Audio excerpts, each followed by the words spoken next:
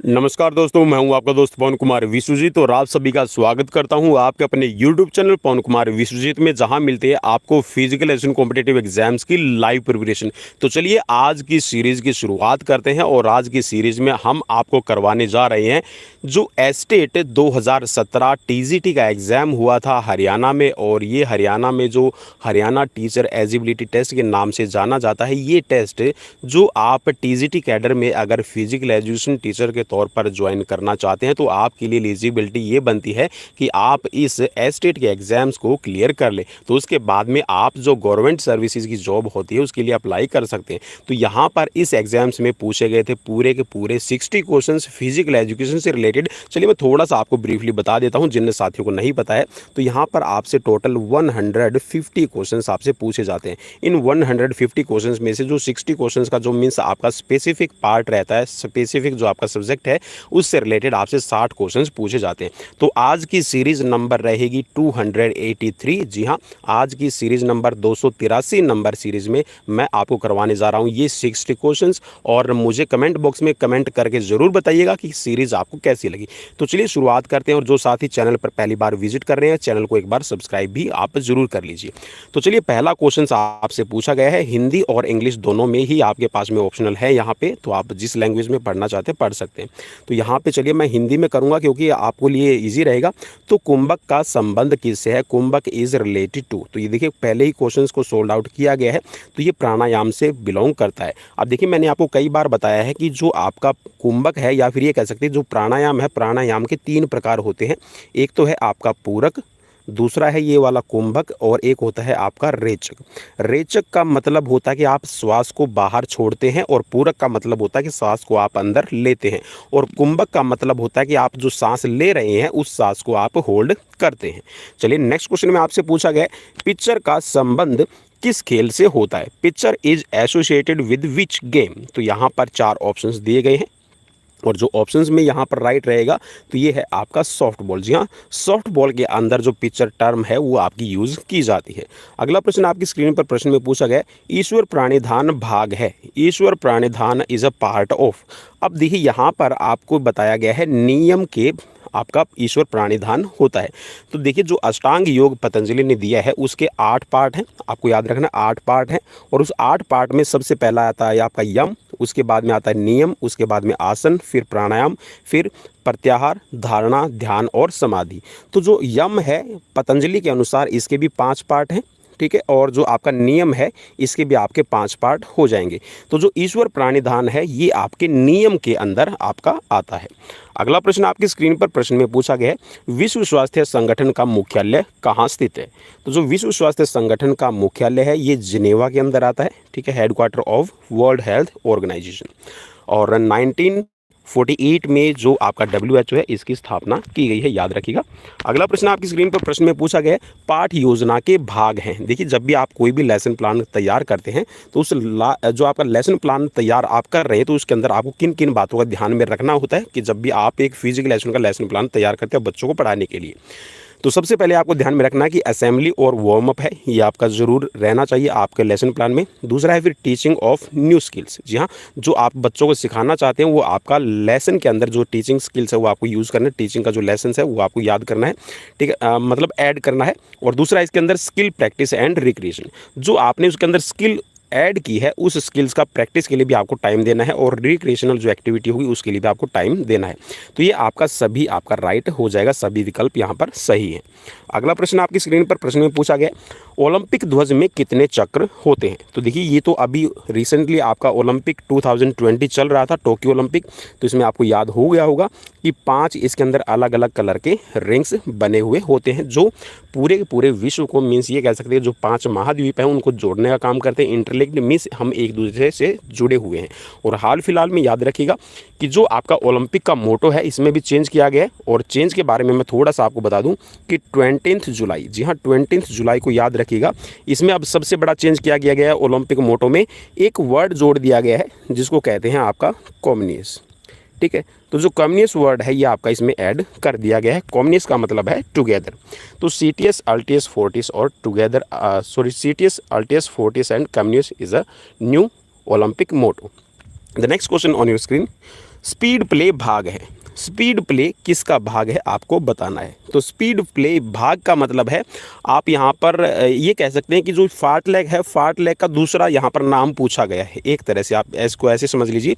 तो जो फार्टलैग है, ये फार्टलैग आपका एक स्वीडिश वर्ड है, और स्वीडिश वर्ड को अगर आप इंग्लिश में कन्वर्ट करेंगे इसको, तो फार्टलैग का मतलब निकल कर आएगा स्पीड प्ले।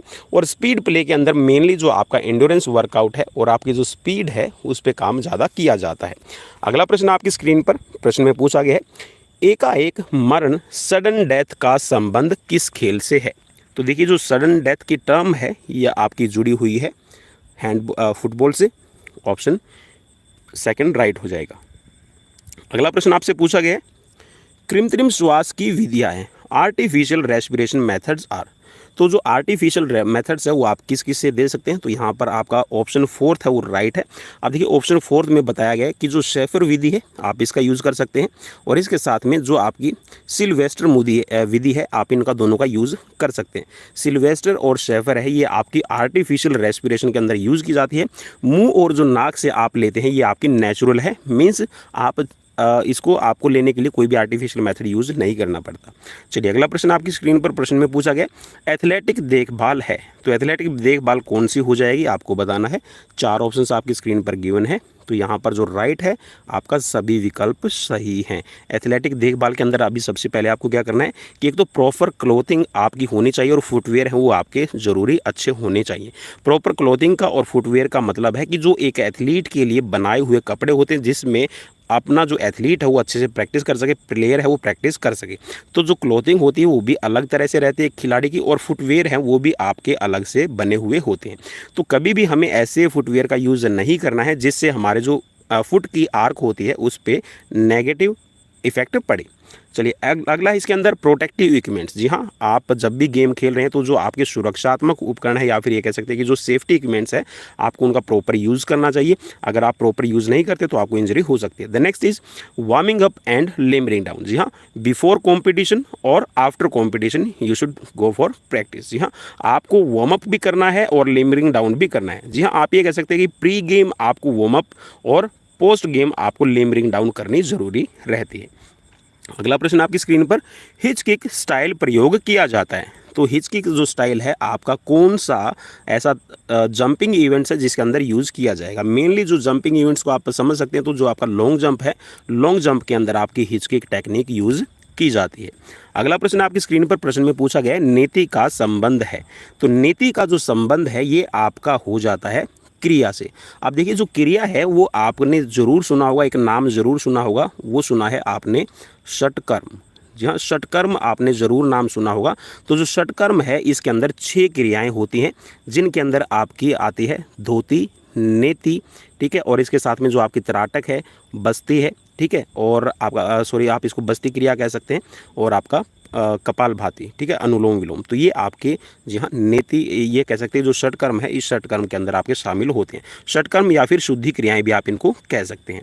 अगला प्रश्न आपकी स्क्रीन पर प्रश्न में पूछा गया है कि मानव शरीर की सबसे लंबी अस्थि कौन सी है।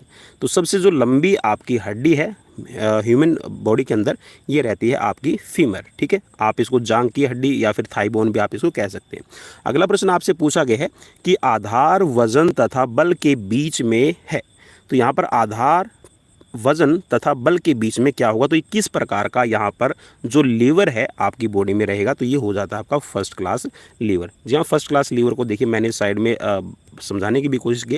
देखिए जो नीचे वाला पार्ट है ये आपका एक्सिस रहता है, ठीक है, एक साइड में आप फोर्स अप्लाई करते हैं और एक साइड में आपके होते हैं रेजिस्टेंस। तो आप इसमें सी सॉ का भी एग्जांपल ले सकते हैं, सी सॉ, या फिर आप कह सकते हैं कि जो आपने एक हॉरिजॉन्टल बार देखी होगी जिसके ऊपर बच्चे झूलते हैं, ठीक है। चलिए अगला प्रश्न आपकी स्क्रीन पर प्रश्न में पूछा गया, आइसोटोनिक व्यायाम का संबंध है। आइसोटोनिक का देखिए आप इसको टुकड़ों में एक बार थोड़ा सा डिवाइड कर लीजिए। तो आइसो का मतलब होता है आपका, आइसो का मतलब हो जाएगा सेम, और टोनिक का मतलब है कि उसके अंदर जो आपका लचीलापन है या फिर ये कह सकते हैं कि जो आपका रेंज ऑफ एंगल है वो सेम रहेगा। तो ये आपकी जो आइसोटोनिक एक्सरसाइजेज होती हैं टोटली आपकी बॉडी के अंदर स्ट्रेंथ को डेवलप करने के लिए इस्तेमाल की जाती हैं। अगला प्रश्न आपकी स्क्रीन पर प्रश्न में पूछा गया कि जो स्नैच शब्द है ये किससे रिलेट करता है। तो जो स्नैच है आपने सुना होगा clean and jerk and snatch. तो ये आपकी दोनों की दोनों, जी हाँ, क्लीन एंड जर्क और स्नैच जो होता है ये आपका भारोत्तोलन मीन्स वेट लिफ्टिंग के अंदर यूज़ किया जाता है। और स्नैच का मतलब वैसे होता है खींचना। चलिए अगला प्रश्न होता है, अगला प्रश्न आपकी स्क्रीन पे आ गया है। प्रश्न में पूछा गया है कि शारीरिक शिक्षा का क्लासिकल युग किसे कहा जाता है। Classical age of physical education is known as, तो इसको कहा जाता है स्पार्टा पीरियड। ठीक है, अगला प्रश्न आपकी स्क्रीन पर, प्रश्न में पूछा गया दीपिका कुमारी का संबंध किस खेल से है। जी हाँ, दीपिका कुमारी हाल फिलहाल में टोक्यो ओलंपिक में जिन्होंने पार्टिसिपेट किया लेकिन कोई मेडल नहीं जीत पाई, लेकिन जी हाँ ठीक ओलंपिक से पहले जो वर्ल्ड आर्चरी कंपटीशन हुआ था उस वर्ल्ड आर्चरी के अंदर इन्होंने 3 गोल्ड मेडल जीते थे। अनफॉर्चुनेटली जी हाँ आप कह सकते हैं, और जैसा आपने नीरज चोपड़ा को भी ज़रूर सुना होगा कि हर दिन प्लेयर का नहीं होता और हर दिन प्लेयर की हार नहीं होती। जी हाँ, मेहनत करते चलिए, कभी ना कभी आपको जो सक्सेस है वो ज़रूर मिलेगी। अगला प्रश्न आपकी स्क्रीन पर, प्रश्न में पूछा गया डेकाथलॉन मिलकर बनता है। तो डेकाथलॉन के अंदर टोटल कितने इवेंट यूज़ किए जाते हैं इसके बारे में आपको यहाँ पर पूछा गया है। तो डेकाथलॉन से रिलेटेड भी मैंने एक जी हाँ वीडियो डाली हुई है और उसमें सिर्फ 10 से 15 मिनट के अंदर मैंने जो डेकाथलॉन के जितने भी इवेंट हैं उनको यहाँ पर आपको समझाने के लिए एक शॉर्ट ट्रिक यूज़ किया डेकाथलॉन और हेप्टाथलॉन के लिए। आप एक बार उस सीरीज़ को जाके ज़रूर देखिएगा और मैं गारंटी देता हूँ कि आपका जो भी आपको क्वेश्चंस मिलता है, जैसे अभी यूपी टीजीटी के अंदर एक क्वेश्चंस आया हुआ था कि जो डेकाथलॉन है डेकाथलॉन का लास्ट इवेंट कौन सा होता है, तो ये क्वेश्चंस पूछा गया था। तो कई साथी है गलती कर देते हैं, उनको याद नहीं रहता कि कौन सा यहाँ पर राइट रहेगा, तो इसके लिए आप उस एक बार वीडियो को जरूर जाके देख लीजिएगा। तो याद रखना कि इसके अंदर जो आपका डेकाथलॉन है इसमें 6 तो आपके ट्रैक इवेंट रहेंगे और 4 तो आपके ट्रैक इवेंट रहेंगे और 6 आपके फील्ड इवेंट इसके अंदर शामिल किए जाते हैं। ठीक है, और इसकी जो ट्रिक है वो मैंने ऐसे बनाई हुई है कि 100 लगाऊं 4 बार, 11 चक्के बांस के भाले 15। ठीक है, तो आप इसे एक बार टेक्निक को जरूर याद कर लीजिए, कभी भी आप उसको जो आपका सीक्वेंस में आपको ट्रैक या फिर आप कह सकते हैं कि जो डेकाथलॉन के इवेंट से पूछे जाते हैं आप कभी भी नहीं भूलेंगे। अगला प्रश्न आपकी स्क्रीन पर, और प्रश्न में पूछा गया है कि जो पिंग पोंग है इसको क्या कहा जाएगा। तो जो पिंग पोंग वर्ड है ये आप कह सकते हैं कि जो टेबल टेनिस है इसका दूसरा नाम है, और इसको साथ में जो पिंग पोंग के साथ में इसको गौसिमा वर्ड भी यूज़ किया जाता है। ठीक है, गौसिमा वर्ड भी यूज़ किया जाता है पिंग पोंग या फिर टेबल टेनिस के लिए। ठीक है, और विहिप वहप भी, जी हाँ विहिप वहप वर्ड भी आपका इसमें यूज़ किया जाता है। अगला प्रश्न आपकी स्क्रीन पर, प्रश्न में पूछा गया है राष्ट्रमंडल खेल 2014 का आयोजन स्थल कहाँ था। जी हाँ, तो जो आपके 2014 के कॉमनवेल्थ गेम्स हुए हैं वो किस प्लेस पर हुआ, कौन सा वेन्यू था आपको बताना है। तो ये आपके स्कॉटलैंड के अंदर हुए थे, ऑप्शन सेकंड राइट हो जाएगा। अगला प्रश्न आपकी स्क्रीन पर, प्रश्न में पूछा गया योग दिवस मनाया जाता है। तो योग दिवस कब सेलिब्रेट किया जाता है, बिल्कुल ईजी है और रिसेंटली आपका जो 21 जून को बनाया गया था। ठीक है, आपको याद रखना है। ठीक है, पिछले से पिछले महीने मीन्स जून का जो महीना अभी अगस्त चल रहा है। अगला प्रश्न आपकी स्क्रीन पर, प्रश्न में पूछा गया ओलंपिक आदर्श वाक्य सीटीएस आरटीएस फोर्टीएस से तात्पर्य क्या है। तो यहाँ पर देखिए मैंने अभी रिसेंटली आपको बताया था कि जो सीटीएस आरटीएस फोर्टीएस है अब इसके अंदर एक और वर्ड यूज़ कर दिया गया है। चलिए वो थोड़ा सा मैंने पहले बता दिया, अभी आपको बताना अच्छा रहता, तो आप इसके अंदर जो वर्ड है वो ऐड कर लीजिएगा, कॉमनियस। ठीक है, तो जो कॉमनियस वर्ड है इसके अंदर ऐड कर दिया गया है। तो यहाँ पर जो सीटीएस आरटीएस फोर्टीएस है इसका मतलब बनता है आपका फास्टर, हायर एंड स्ट्रॉन्गर। और इसके साथ में अभी आप एक और वर्ड है वो यूज़ करना शुरू कर दीजिए, ये रहेगा अभी इसके अंदर टुगेदर। ठीक है, टुगेदर वर्ड और इसके अंदर आप ऐड कर लीजिएगा। कॉमनियस का मतलब ही टुगेदर होता है। अगला प्रश्न आपकी स्क्रीन पर, प्रश्न में पूछा गया मोरारजी देसाई राष्ट्रीय योग संस्थान स्थित है। तो जो मोरारजी देसाई राष्ट्रीय योग संस्थान है ये आपका नई दिल्ली के अंदर बनाया गया है, ऑप्शन फोर्थ यहाँ पर राइट हो जाएगा। अगला प्रश्न आपकी स्क्रीन पर, भारतीय खेल प्राधिकरण की स्थापना कब हुई है। तो यहाँ पर देखिए इसको आप ऐसे भी याद रख लीजिए कि भारत के अंदर 2 एशियन गेम्स आपके खेले गए हैं, एक 1951 में और दूसरा खेला गया 1982 में। तो ठीक 1982 के बाद में ज़रूरत पड़ी थी कि जो स्टेडियम्स हैं और जो खेल की एक्टिविटी उनको कंट्रोल रूप में करवाया जाए, उनको ऑब्जर्व किया जाए, और जो स्टेडियम्स वगैरह तैयार किए गए थे आपके एशियन गेम्स के बाद में तो उनका कैसे रख रखाव किया जाए। तो इसी पर्पज़ से आपका जो स्पोर्ट्स अथॉरिटी ऑफ इंडिया है, साई कहिएगा, इसकी स्थापना की गई है। और अभी हाल फिलहाल में जो स्पोर्ट्स अथॉरिटी ऑफ इंडिया है ये सबसे बड़ा आप कह सकते हैं कि भारत सरकार का एक उपक्रम है जो जितनी भी हमारी स्पोर्ट्स की एक्टिविटीज़ होती है और जो स्पोर्ट्स को प्रमोशन देना है ये काम करती है। अगला प्रश्न आपकी स्क्रीन पर, हृदय से खून ले जाने वाली है। तो हृदय से जो खून ले जाने का काम करती है कौन होता है?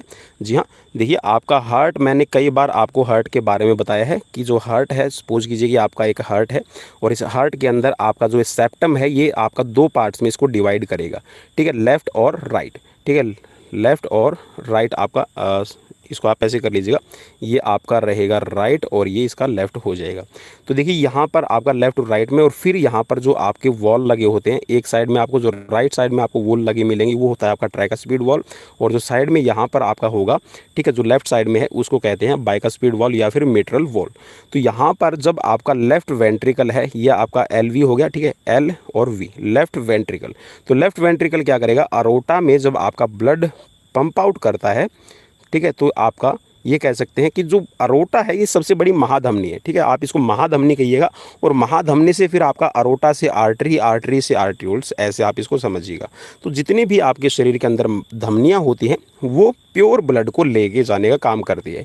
और जो आपकी यहाँ से वेन्स होती हैं, या फिर आप इसको सुपीरियर वेना कावा और इन्फीरियर वेना कावा कहिएगा, तो जो राइट पार्ट है हमेशा हार्ट का जो राइट है, हार्ट का जो राइट पार्ट है उसके अंदर आपका इम्प्योर ब्लड रहता है, और जो आपका लेफ्ट है, लेफ्ट के अंदर आपका रह जाएगा प्योर ब्लड, ठीक है। चलिए अगला प्रश्न आपकी स्क्रीन पर, प्रश्न में पूछा गया किस राज्य से कर्णम मल्लेश्वरी भारोत्तोलक संबंध रखती है? जी हाँ, यहाँ पर जो वेट लिफ्टर है आपकी कर्णम मल्लेश्वरी, जिसने सिडनी 2000 के अंदर, ठीक है, सिडनी 2000 ओलंपिक में ब्रोंज मेडल जीता था, ठीक है, ब्रोंज मेडल इन्होंने जीता था आपका वेट लिफ्टिंग में, याद रखिएगा। तो ये आंध्र प्रदेश से बिलोंग करती है। हाल फिलहाल हरियाणा के अंदर इनकी शादी हो रखी है और हरियाणा के यमुनानगर में अभी ये रहती हैं। और अभी हाल फिलहाल में जो दिल्ली सरकार है उन्होंने इनको, जो अभी हाल फिलहाल में अभी यूनिवर्सिटी बनने जा रही है, स्पोर्ट्स यूनिवर्सिटी दिल्ली के अंदर, उसका अभी VC इनको नियुक्त किया गया है।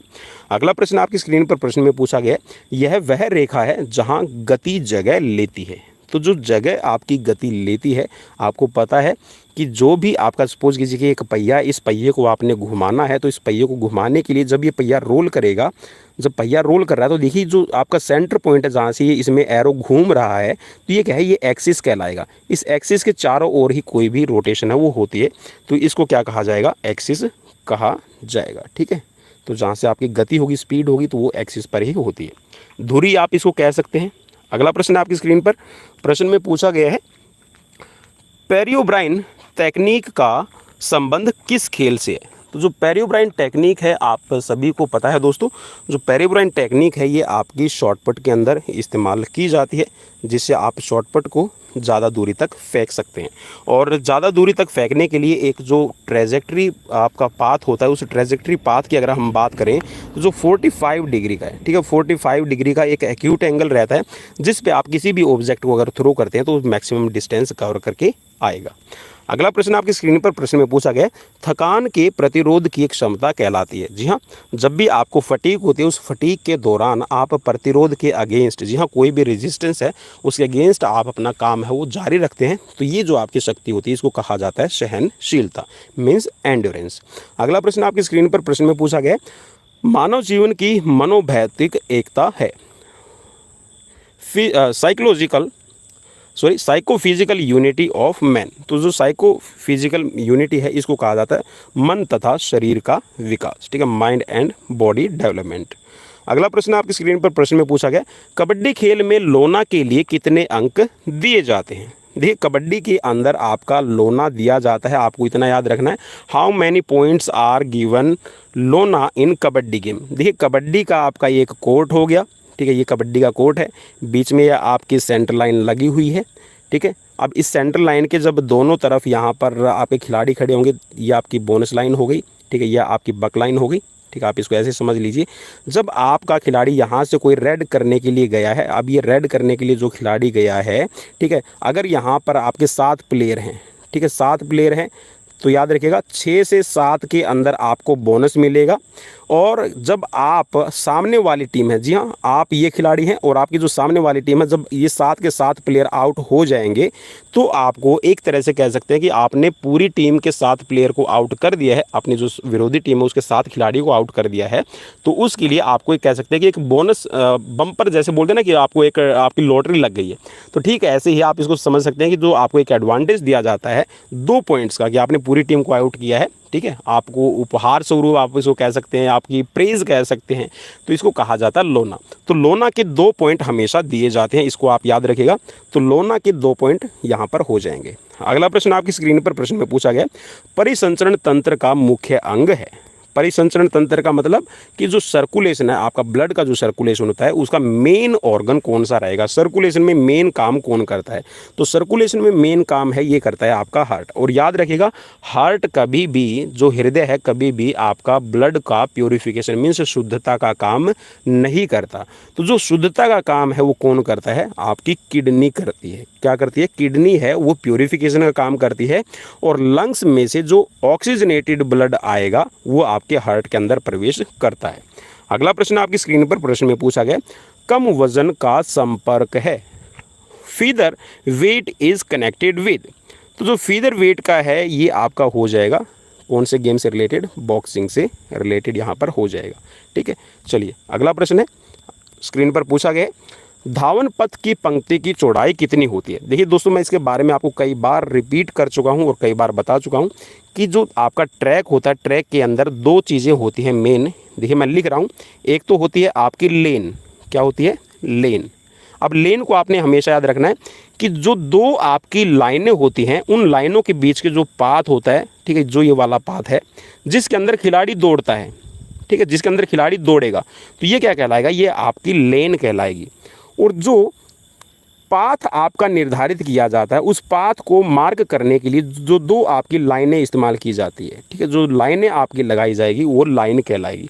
तो लेन होगी वो हमेशा चौड़ी होगी और जो लाइन है वो कम चौड़ी होगी और वो आपके लेन को मार्क करने के लिए इस्तेमाल की जाती है। तो जो अब लेन है, लेन की चौड़ाई कितनी है, ये है आपकी 1.22, ठीक है, 1.22 आपकी हो जाएगी। कितनी, 1.22 मीटर। अब बात आती है लाइन की चौड़ाई कितनी होगी।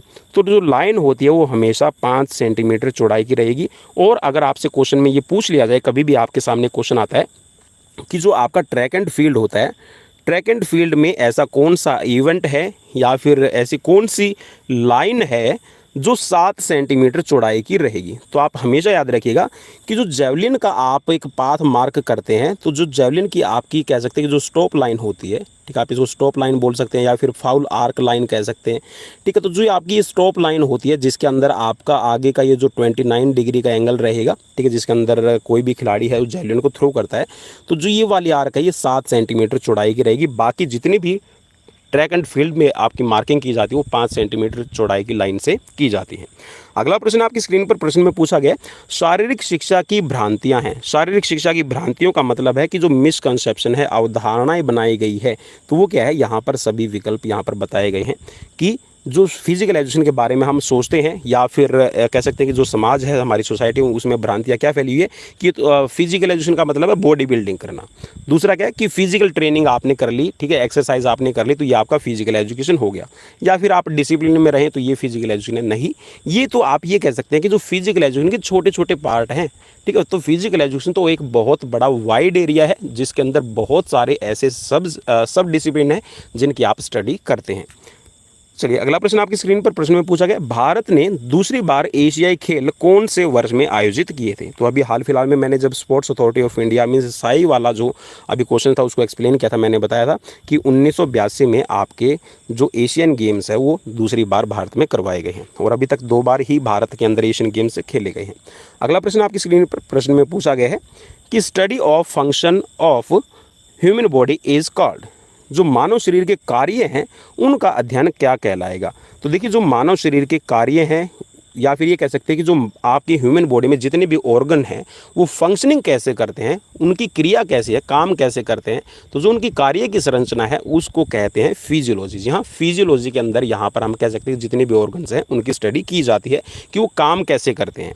अब फिजियोलॉजी के अंदर हम करते हैं कार्य की रचना के बारे में। जी हाँ, जो आपकी रचना है, काम है, वो कैसे होगा। अब बात करते हैं कि जो ऑर्गन है, जो आपका सपोज कीजिए कि जो आपका एक तरह से आप कह सकते हैं कि लंग है, आपका किडनी है, हार्ट है, ठीक है, आपका जो थोरैकिक कैविटी कैसे बनी है, वर्टिब्रा कॉलम है, आपका ब्रेन है, उसके अगर हम ये कह रहे हैं कि उसका आकार कैसा है, ठीक है, उसकी संरचना कैसी है, तो वो होता है आपका एनाटॉमी। ठीक है, चलिए, और पेशी विज्ञान के अंदर आप कह सकते हैं कि जो आपकी जितनी भी मूवमेंट्स होती है आपकी बॉडी के अंदर, फ्लेक्शन क्या है, एक्सटेंशन क्या है, एबडक्शन क्या है, ठीक है, सरकमडक्शन क्या है, तो जितनी भी हमारी बॉडी के अंदर मूवमेंट्स होती हैं उन मूवमेंट्स का अध्ययन किया जाता है आपका किन्जियोलॉजी के अंदर, ठीक है।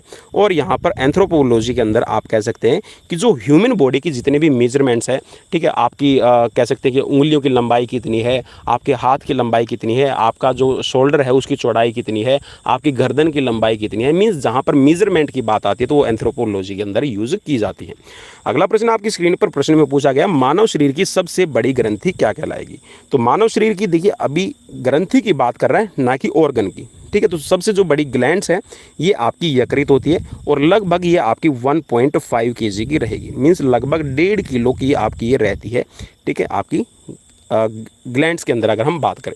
और अगर लार्जेस्ट ऑर्गन की अगर आपसे बात कर ली जाए तो लार्जेस्ट ऑर्गन आपका रहता है स्किन। जी हाँ, सबसे बड़ा ऑर्गन है आपका स्किन, ठीक है। लगभग अगर इसको आप इकट्ठा करेंगे, जो स्किन है, अगर आप हड्डियाँ निकाल दें, मसल्स निकाल दें, तो लगभग इसका 5 से 6 किलो वेट है वो रह जाता है। अगला प्रश्न आपकी स्क्रीन पर और प्रश्न में पूछा गया, हृदय की अंदरूनी परत क्या कहलाती है। तो देखिए बिल्कुल मैंने इजी करने के लिए यहाँ पर आपको लिखा हुआ है, ठीक है। तो जो अंदर वाली है इसको कहते हैं एंडोकार्डियम, ठीक है, अंदर वाली है, ठीक है। बीच वाली जो होगी इसको कहा जाएगा मायोकार्डियम, और वैसे जो हमारा हार्ट है, हार्ट की मसल्स को हम मायोकार्डियम के नाम से भी जानते हैं।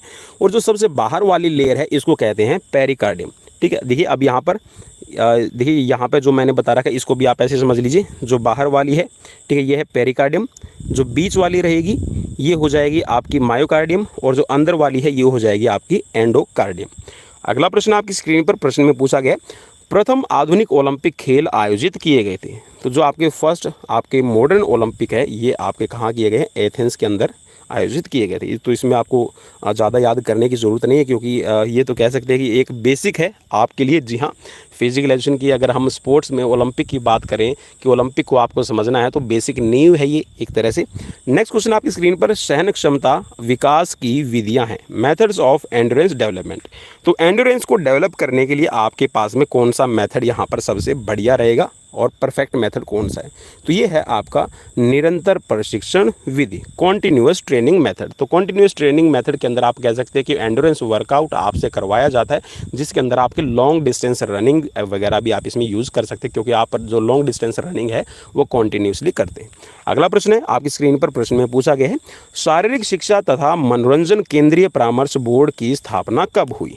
Central advisory board of physical education and recreation constituted, ठीक है। तो यहाँ पर जो आपका central advisory board of recreation and physical education इसकी स्थापना है ये 1950 के अंदर की गई है। अगला प्रश्न आपकी स्क्रीन पर प्रश्न में पूछा गया, मेरुदंड के एक तरफ के मोड़ को क्या कहते हैं। तो देखिए जो आपका मेरुदंड है, या फिर ये कह सकते हैं कि जो आपकी वर्टिब्रा है, उस वर्टिब्रा में तीन तरह की आपकी डिफॉर्मिटीज़ होती है। तो यहाँ पर पूछा गया एक तरफ का जो मोड़ है, तो एक तरफ का जो मोड़ होता है इसको कहा जाता है स्कोलियोसिस, ठीक है। अब जो स्कोलियोसिस के अंदर आपका जो स्पाइन कर्वेचर बनता है, आप इसको ऐसे समझ लीजिए कि जो स्कोलियोसिस है, स्कोलियोसिस के अंदर आपका एस कर्वेचर, सी कर्वेचर और अपोजिट सी, ठीक है। मीन्स जो आपका सी है, सी का उल्टा कर्वेचर आपकी रीढ़ की हड्डी बनाती है, ठीक है। एस कर्वेचर बनाएगी, सी कर्वेचर बनाएगी और अपोजिट सी कर्वेचर बनाएगी, ठीक है। अब दूसरा यहाँ पर जो आता है आपका वर्टिब्रा से रिलेटेड डिफॉर्मिटीज दूसरी है, वो कौन सी है, ये है आपकी लॉर्डोसिस। लॉर्डोसिस के अंदर क्या होगा, अभी चलिए मैं थोड़ा सा आपको बता देता हूँ हिंट देके। देखिए सपोज कीजिए कि आपकी गर्दन है और ये आपका सर है, ये आपकी गर्दन है और ये आपकी पीठ हो गई, ठीक है। पीठ का जो अंदर वाला, जो ये वाला हिस्सा है, मीन्स जो लुम्बर वर्टिब्रा है वो क्या होगी, अंदर की तरफ निकल जाएगी। तो अंदर की तरफ निकलने से होगा क्या कि आपका जो पेट है वो बाहर की तरफ निकल आएगा, ठीक है।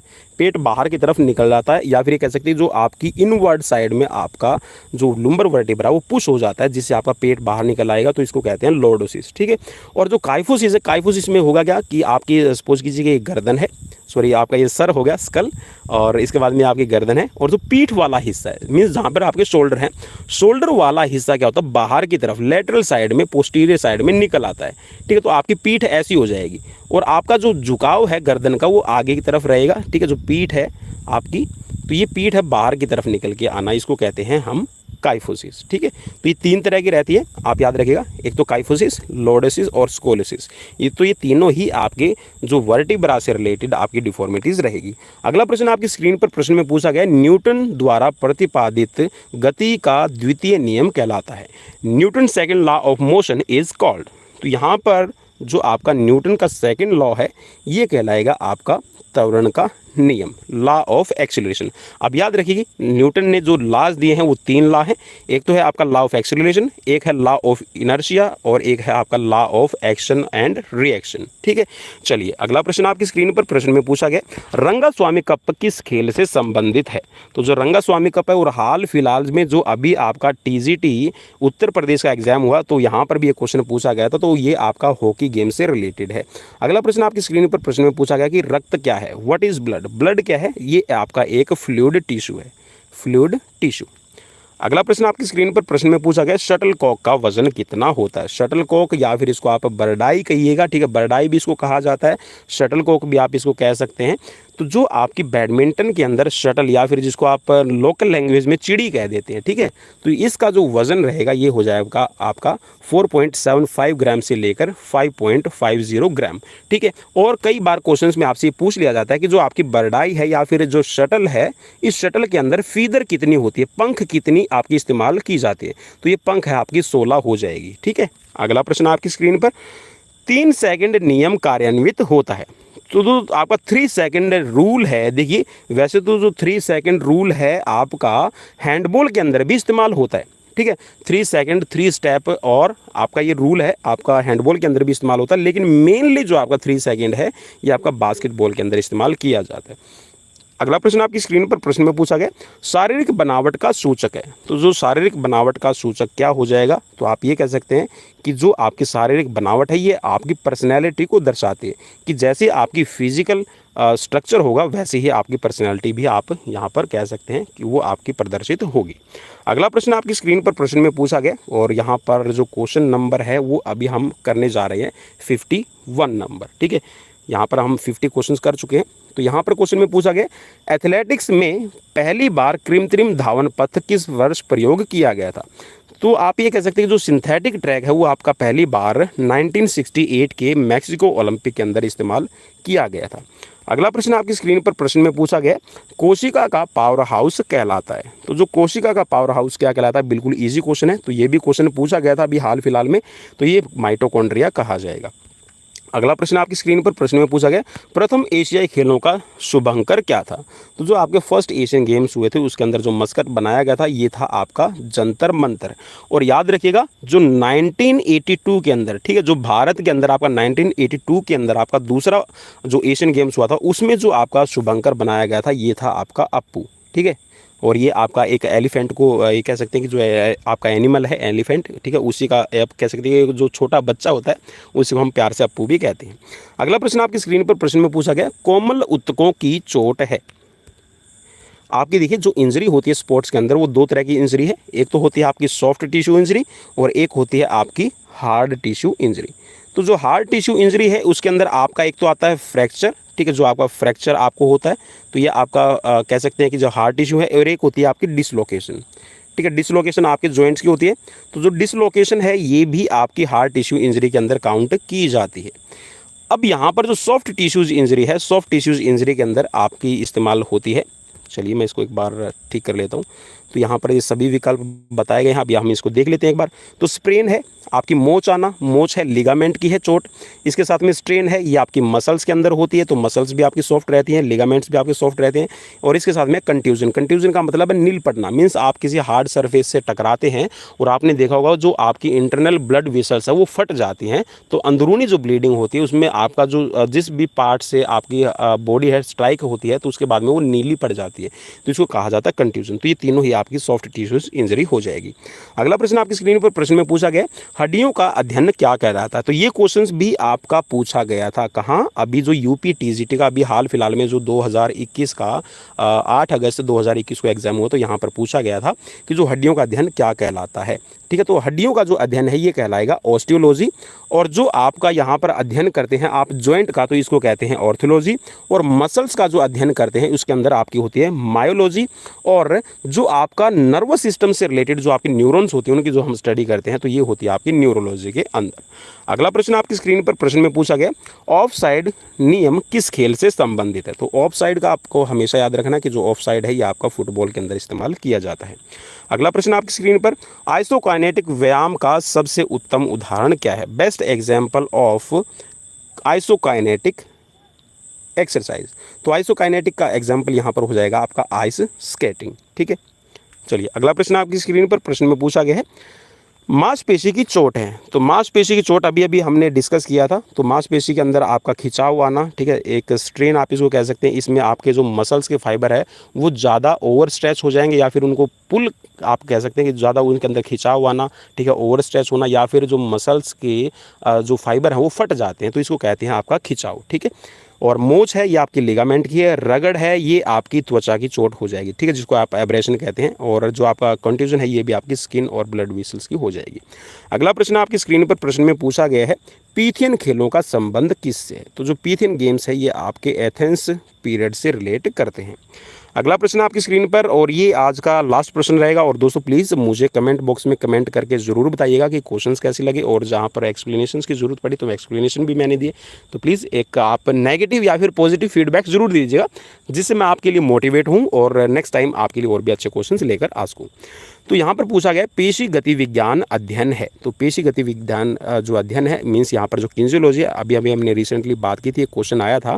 तो यहाँ पर जो पेशी विज्ञान है ये आपका कह सकते हैं कि जो पेशी गति विज्ञान है, मानव के अंदर जितनी भी आपकी गतिविधियाँ होती हैं, ठीक है, चाहे आप कोई भी एक्टिविटी कर रहे हैं जिसके अंदर मोशंस आपकी बॉडी के अंदर पैदा होते हैं, तो ये आपकी कहलाती है किन्जियोलॉजी। ठीक है, तो दोस्तों ये थे आज के 60 क्वेश्चंस। कैसे लगे प्लीज़ मुझे कमेंट बॉक्स में कमेंट करके बताना बिल्कुल भी मत भूलिए। अगर सीरीज़ अच्छी लगी तो आप लाइक कर सकते हैं, अगर अच्छी नहीं लगी तो प्लीज़ एक डिसलाइक वाला, और यहाँ पर एक अपोजिट साइड में आपको एक अंगूठे वाला मिल जाएगा।